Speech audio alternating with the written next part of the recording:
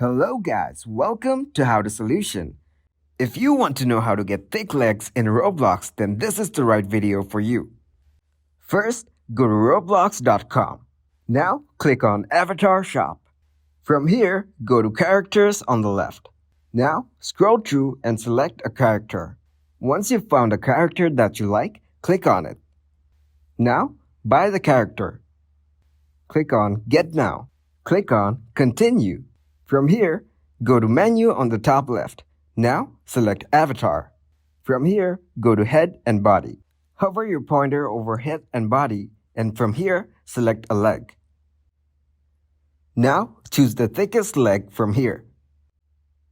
As you can see, the leg on the far right is the thickest. So let's go with that. Once you're done choosing, you can see the character has changed. Now, go to Head and Body again and choose the other leg. Now do the same thing again. And it's done.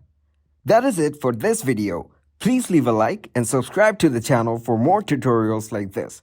Thanks for watching. Goodbye.